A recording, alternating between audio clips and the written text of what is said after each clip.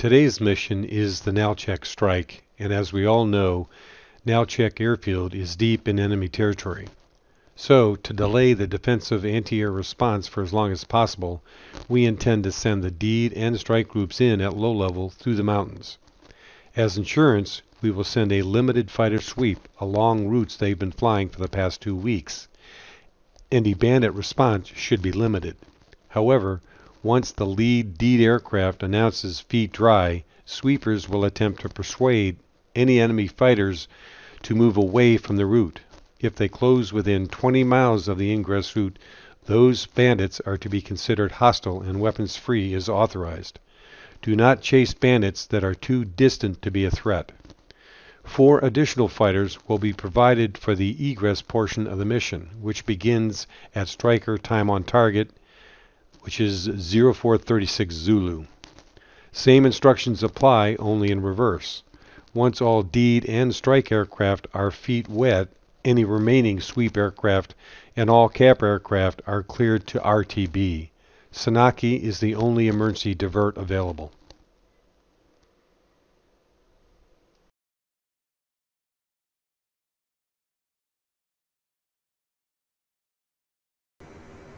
Okay folks, here we are on the flight deck in the jet. The airplane is started and we're going to go through the time on target setup. First we're going to focus on the MPCD and we're going to select the HSI and then go to data. And we're going to cycle to waypoint 2, and at the bottom you can see we have the sequence. Currently unboxed. And we want to get rid of waypoints 0 and 1, which you've done. Then we want to add waypoint 15 because 15 is the target. We'll box it as such. Then we want to add 500 knots, which represents the speed from the IP to the target, or waypoint 14 to waypoint 15. And now we want to enter the time on target, and it's always in Zulu. And as you can see, our current time is 0337, and our target time is going to be 043500. And we enter that. And as long as we stay within the sequence, that time on target will remain. And it gives us a ground speed required if we leave at this speed to get to the target.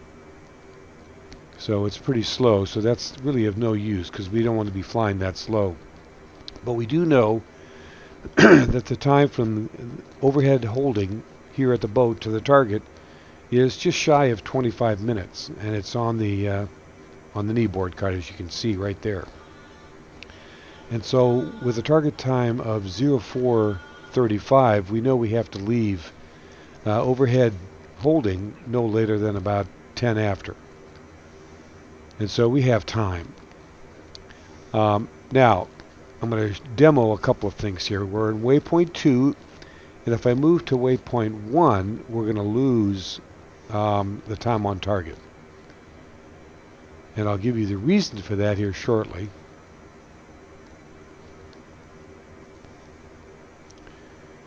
So, notice it went away. Now, if we try to enter it back right now, it won't go because we're not within the sequence. Waypoint 1 is no longer in the sequence. So if we try to enter that, it won't go. It'll get an error. So if we move back to waypoint 2 and then enter it, of course we have to hit the proper button here. I still have insert selected, so I have to go to time on target,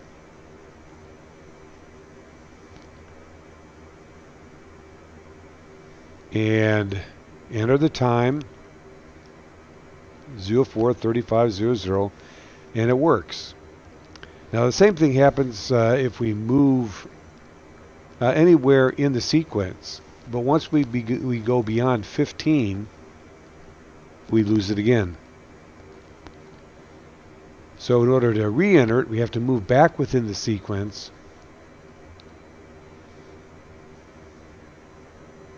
and re-enter it and we get it back.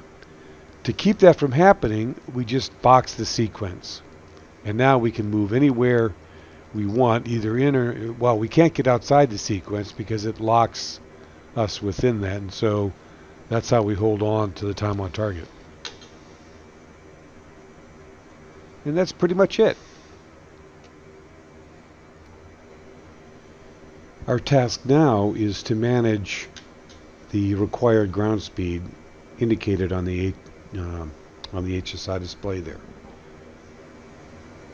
Currently sitting here on the Catapult, getting ready to launch, our required ground speed to get to our current time on target is approximately 220. It's kind of hard to see there, but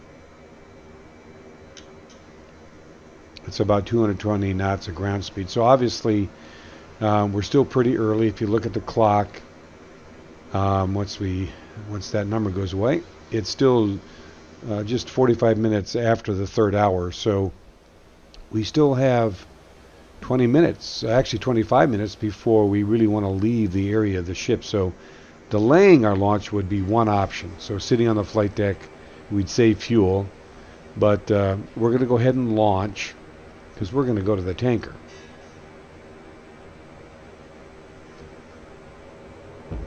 And off we go.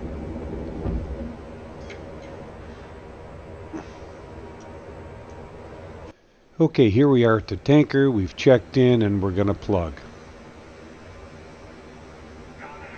And our ground speed required to get to our target time is about 307 roughly here at the tanker. That's better, but we still want to increase it, so we're going to have to probably delay a little bit longer before we enter the low level. We're trying to get it to above 450, 480 is ideal on the ground speed. So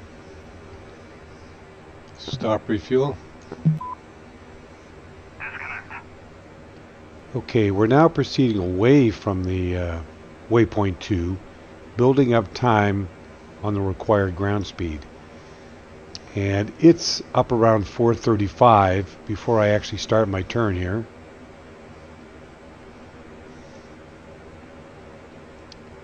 And I'm just going to make it a slow turn.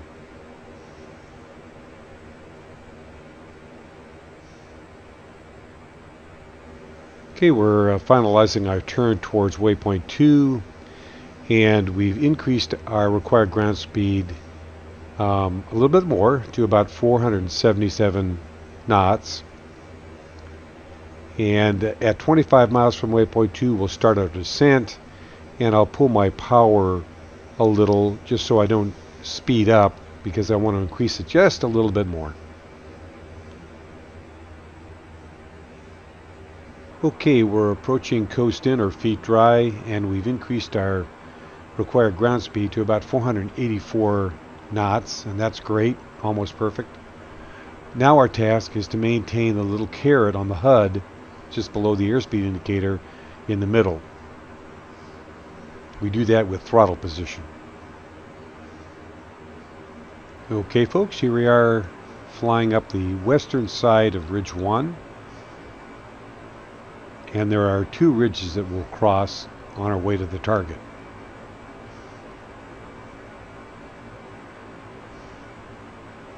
And we're still trying to keep that caret, or manage the caret. We're not trying to always keep it in the center, because sometimes, like right now, where our required ground speed is a little slower than I'd like, I'm going to reduce the throttle, or at least not advance it, as we go upslope to Ridge 1. And I probably should have it back a little bit more now, but in fact I've got it too fast. Anytime it's to the right of the index, then I'm slowing my required ground speed. If the caret is to the left of the index, then my required ground speed is getting larger, which is really what I want here. So I need to let the caret drop off here as we approach the ridge line, as you can see coming up, we're about 3 miles from waypoint 7.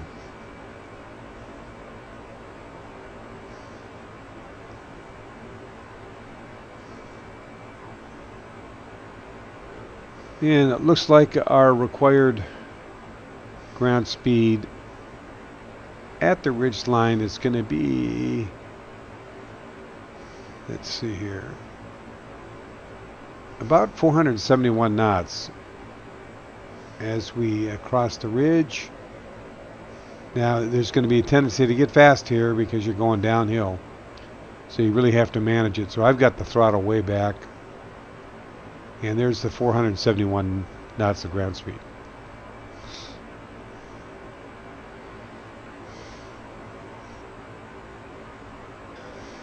Okay, we're approaching the second ridge line once we make this turn at the end of this valley. We'll be working our way uphill again.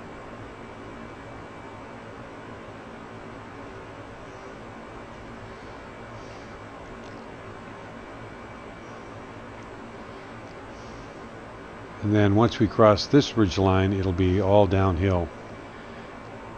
Now, as you can see, I'm a little bit fast here. I'm probably losing a little bit. I've got 469 right now.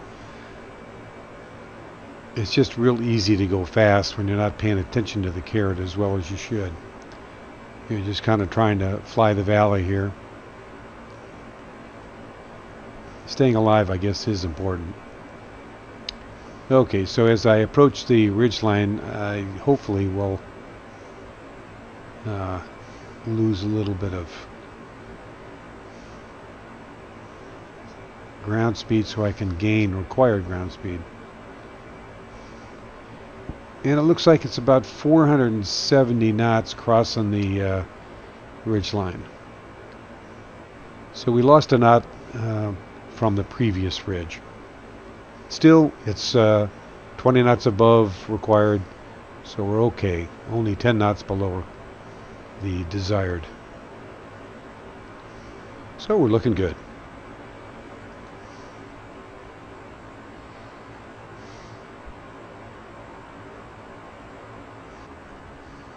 Okay, we are approaching the IP, and our required ground speed is up over 490, and that's because the last leg is 500 knots, and so it's a much greater influence on the rest of the flight. So we're basically going to blow that off now, and we're just going to go as fast as we can to get as much energy into the harm when we fire it. And we are going to turn now towards the target, which is the SA-6.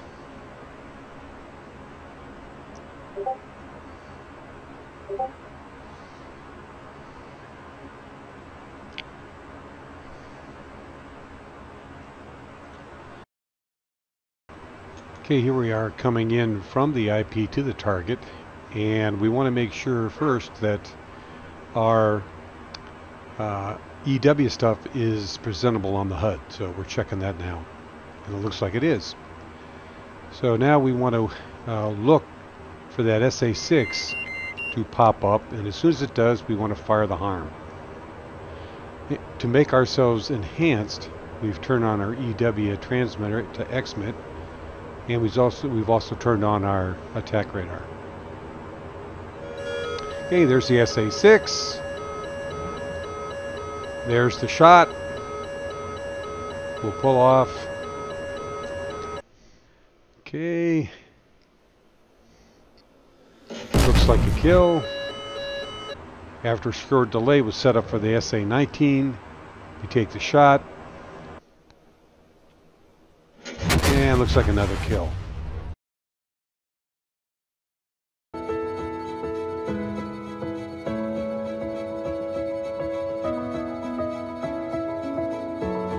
Where's your 7? Hornet Ball 4.3.